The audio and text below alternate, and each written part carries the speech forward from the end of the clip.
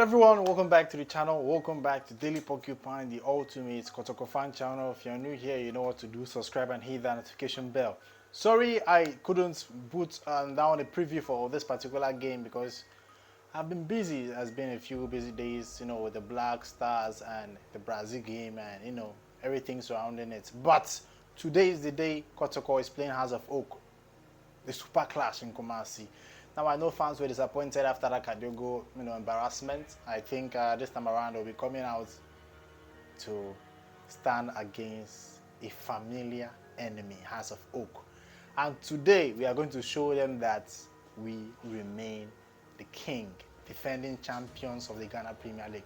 So I'm not expecting less. This game, I'm expecting Kotoko to go with full force, get the 3 points, and beat House of Oak at the Baba Yara Stadium today. 3 p.m. is the time, and I'm thinking Kotoko will be coming out with full force. Zeze, Richmond Lamte, I'm hearing that they might be involved. That's if Richmond Lamte has recovered from his injury. So I'm expecting a full house, a full team, a full performance. The spirit should be lifted because after that Kadiogho defeat, there was some negative energy around the team.